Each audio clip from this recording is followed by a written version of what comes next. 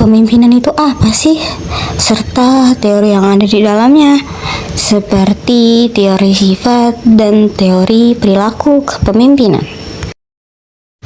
Kepemimpinan adalah kemampuan seseorang untuk memengaruhi, mengarahkan, membimbing, dan mengkoordinasikan orang lain atau kelompok agar mencapai tujuan tertentu. Terdapat beberapa teori kepemimpinan. Yang pertama, teori sifat. Teori sifat kepemimpinan menekankan bahwa pemimpin lahir dari kepribadian tertentu. Ciri seperti ekstroversi yaitu tegas dan berani, serta kesadaran diri yang disiplin dan penuh perhatian, menjadi kunci utama kepemimpinan yang efektif. Terdapat aspek penting yaitu kecerdasan emosional. Pemimpin dengan empati tinggi mampu memahami perasaan dan kebutuhan pengikutnya. Mereka lebih mudah memengaruhi dan membangun hubungan yang kuat. Jadi, kepemimpinan bukan hanya bawaan lahir, tapi juga bisa dipelajari. Nah, selanjutnya terdapat teori perilaku kepemimpinan. Teori ini menjelaskan bahwa kepemimpinan bisa dilatih. Terdapat dua gaya utama kepemimpinan dalam teori ini. Yang pertama, ada initiating structure. Pemimpin yang fokus pada tugas, target, dan produktivitas tim. Yang kedua ada consideration. Pemimpin yang peduli pada hubungan interpersonal, menghargai ide, dan memperhatikan perasaan timnya. Kedua gaya ini perlu seimbang agar hasil kerja dan motivasi tim tetap tinggi.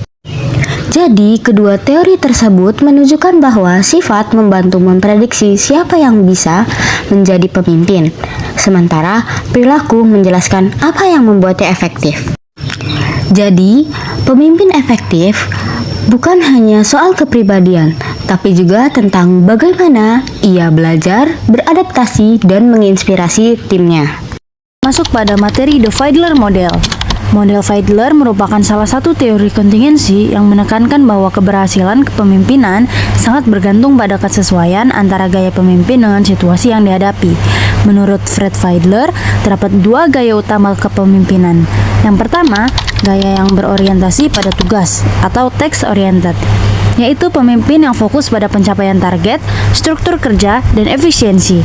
Dan yang kedua, gaya yang berorientasi pada hubungan atau relationship-oriented, yaitu pemimpin yang lebih memperhatikan komunikasi, keharmonisan, serta kebutuhan anggota timnya. Fiedler juga menilai bahwa efektivitas seorang pemimpin sangat dipengaruhi oleh tiga faktor situasional, yaitu hubungan antara pemimpin dan anggota, struktur tugas yang dihadapi, serta kekuatan posisi atau otoritas pemimpin. Selanjutnya adalah teori kepemimpinan situasional yang dikembangkan oleh Hershey dan Blanchard. Teori ini menekankan pentingnya kemampuan pemimpin untuk menyesuaikan gaya kepemimpinan dengan tingkat kesiapan atau kematangan bawahannya.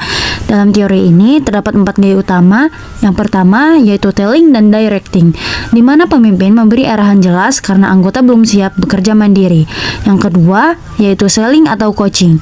Pemimpin tetap mengarahkan tetapi juga menjelaskan alasan dan memberi motivasi. Yang ketiga yaitu participating atau supporting, di mana pemimpin lebih banyak memberi dukungan dan melibatkan anggota dalam keputusan. Dan yang keempat yaitu delegating. Pemimpin mempercayakan tanggung jawab penuh kepada anggota yang sudah mandiri dan berpengalaman. Berikutnya kita masuk ke teori kontingensi pengikut serta teori peran pengikut atau followership teori. Kedua teori ini menyoroti bahwa keberhasilan pemimpin sangat dipengaruhi oleh kualitas interaksi dan partisipasi dari para pengikutnya. Dalam model partisipasi pemimpin, perilaku pemimpin perlu disesuaikan dengan jenis tugas dijalankan, apakah sifatnya rutin, tidak rutin, atau campuran. Sedangkan teori kepemimpinan bersama menjelaskan bahwa kepemimpinan bisa muncul secara kolektif. Artinya, setiap anggota tim memiliki kesempatan untuk berperan dan saling mempengaruhi satu sama lain. Lalu pada teori followership, ditekankan bahwa pengikut yang ideal adalah mereka yang produktif, antusias, setia, dan dapat diandalkan. Sebaliknya, pengikut yang pasif atau tidak kompeten justru bisa menghambat efektivitas organisasi. Ada juga konsep menarik yaitu managing up, di mana pengikut tidak hanya menerima arahan tetapi juga berani memberikan masukan dan dukungan positif kepada pemimpinnya. Selanjutnya adalah kepemimpinan dalam masa krisis. stres. Dalam situasi penuh tekanan seperti pandemi, bencana, atau krisis ekonomi, kualitas kepemimpinan benar-benar diuji. Seorang pemimpin yang efektif akan mampu menjaga ketenangan, memberi arah, dan membangun kepercayaan tim di tengah ketidakpastian. Contohnya seperti Angela Merkel pada masa pandemi COVID-19. Beliau dikenal sebagai sosok pemimpin yang tegas, tenang, dan empatik. Fenomena ini dikenal sebagai glass cliff, yaitu kondisi di mana perempuan seringkali dipercaya memimpin di masa krisis karena dinilai lebih stabil secara emosional dan mampu menenangkan tim. Dalam masa krisis, ada dua gaya utama kepemimpinan: visionary leadership, yaitu yang berfokus pada arah masa depan dan memberi harapan, serta krisis responsive leadership, yaitu pemimpin yang cepat tanggap dan reaktif terhadap situasi. Berikutnya adalah teori LMX, gaya dan hubungan kepemimpinan. Apa sih LMX itu? LMX adalah Leader Member Exchange. Teori ini menjelaskan bahwa seseorang pemimpin tidak memperlakukan semua bawahannya dengan cara yang sama, melainkan membentuk hubungan yang berbeda dengan setiap anggota. Ada dua kelompok utama. Yang pertama, in-group, dan yang kedua adalah out-group. In-group adalah anggota yang memiliki hubungan dekat dengan pemimpin, biasanya mendapatkan kepercayaan, dukungan, dan kesempatan yang lebih besar. Sedangkan out-group hanya memiliki hubungan standar dengan akses yang lebih terbatas. Hubungan yang berkualitas tinggi antara pemimpin dan anggota akan meningkatkan kepercayaan, motivasi, serta kepuasan kerja. Oleh karena itu, seorang pemimpin harus berupaya membangun hubungan yang positif dan adil dengan seluruh anggota timnya. Dan yang terakhir adalah kepemimpinan karismatik. Menurut Max Weber, karisma berasal dari kata Yunani yang berarti hadiah, menggambarkan kualitas luar biasa dari seseorang yang membuatnya mampu memengaruhi dan menginspirasi orang lain. Dalam teori kepemimpinan karismatik, dijelaskan bahwa para pengikut cenderung memberikan atribut heroik atau luar biasa kepada seorang pemimpin ketika mereka melihat perilaku yang visioner, simbolik, dan emosional. Pemimpin karismatik tidak hanya memotivasi dengan kata-kata, mereka mampu menyalakan semangat, membangun kepercayaan diri, dan menciptakan rasa memiliki yang tinggi di antara pengikutnya. 3 gaya kepemimpinan. Pertama, laissez-faire, artinya biarkan saja. Pemimpin tipe ini benar-benar lepas tangan, minim arahan, dan menghindari tanggung jawab. Hasilnya seringkali negatif. Tim jadi bingung, komitmen menurun, dan lingkungan kerja bisa jadi toksik. Ini adalah gaya yang paling tidak efektif. Kedua, transaksional. Ini seperti sebuah transaksi. Pemimpin fokus pada reward dan punishment. Aturannya jelas. Kalau kamu sampai target, kamu dapat imbalan. Mereka juga akan turun tangan untuk memperbaiki kesalahan. Gaya ini efektif untuk menjaga stabilitas dan memastikan pekerjaan selesai sesuai standar. Terakhir dan yang paling inspiratif adalah kepemimpinan transformasional. Pemimpin ini bukan cuma memberi perintah, tapi membakar semangat. Mereka punya visi, memotivasi tim untuk bekerja ekstra, dan membangun komitmen dari hati. Mereka menciptakan perubahan positif dan mendorong tim mencapai hal-hal yang luar biasa. Baiklah, untuk materi selanjutnya akan membahas the unethical aspect of leadership. Pertama ada authentic leadership, atau pemimpin autentik adalah pemimpin yang mengetahui diri sendiri, bertindak sesuai nilai dan prinsip pribadi, serta terbuka dan jujur terhadap bawahan. Pemimpin autentik akan membuat karyawan lebih percaya, puas, dan termotivasi untuk berkembang. Pemimpin autentik juga mendorong karyawan untuk menjadi versi terbaik dari diri mereka sendiri. Lalu selanjutnya ada konsep ethical dan unethical leadership. Ethical leadership atau pemimpin etis adalah seorang pemimpin yang menjadi contoh moral bagi karyawannya. Pemimpin yang etis juga menggunakan kekuasaan secara adil dan akan menumbuhkan budaya organisasi yang positif. Sebaliknya, unethical leadership atau pemimpin yang tidak etis bisa merusak moral bawahannya, menurunkan kinerja, dan bahkan menghancurkan kepercayaan dalam tim. Lalu ada servant leadership, yaitu pemimpin yang lebih mengutamakan pelayanan dan pertumbuhan bawahan, bukan untuk kepentingan pribadi. Ini kebalikan dari konsep abusive supervision, yaitu kondisi di mana pemimpin bersikap kasar atau mempermalukan bawahannya. Hal ini tentu saja akan berdampak negatif bagi kesehatan mental dan motivasi kerja para bawahan.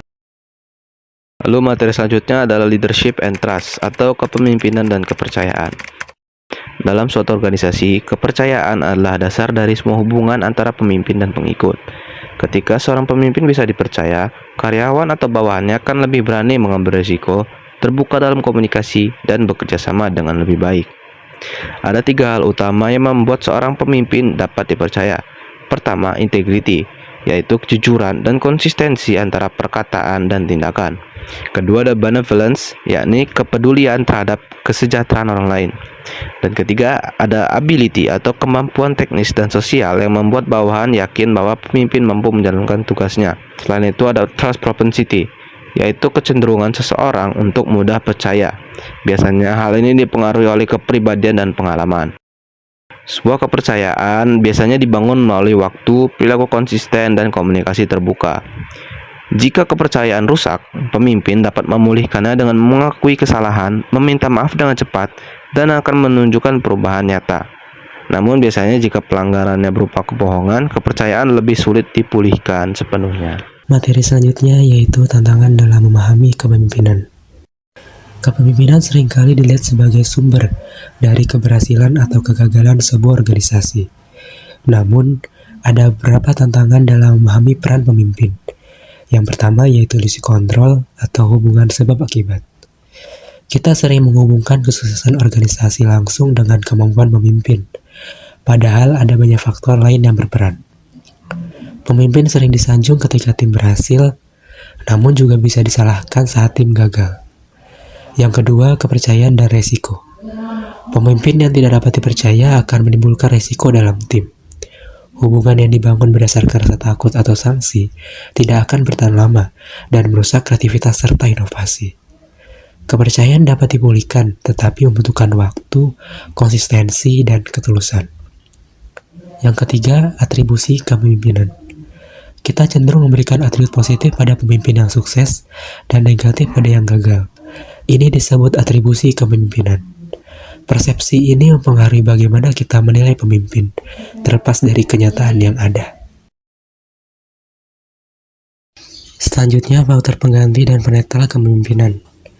Ada faktor-faktor tertentu yang dapat menggantikan, dengan artian lain membuat kepemimpinan tidak diperlukan, atau menetralisir, dengan artian lain membuat kepemimpinan tidak efektif. Yang pertama, substitusi atau pengganti. Di sini karakteristik karyawannya yaitu sangat terampil, profesional, atau memiliki pengalaman luas, mungkin tidak membutuhkan banyak arahan dari pemimpin. Untuk karakteristik tugasnya, yaitu pekerjaan yang terstruktur, rutin, dan jelas, tidak memerlukan banyak bimbingan kepemimpinan. Untuk karakteristik organisasinya, yaitu tim yang sangat kohesif dan aturan yang ketat dapat mengurangi kebutuhan akan kepemimpinan yang kuat.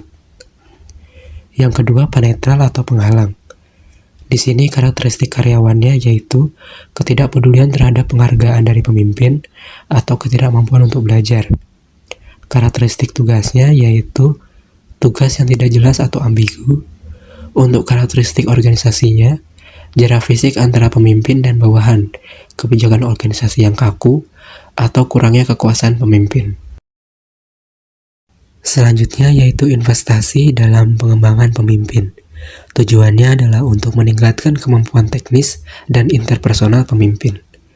Dibagi menjadi 2, yaitu yang pertama pelatihan kepemimpinan dan yang kedua mentoring.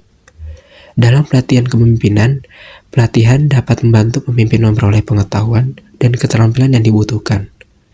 Di dalam mentoring, peran mentor adalah karyawan senior atau berpengalaman yang mensponsori dan mendukung karyawan yang kurang berpengalaman.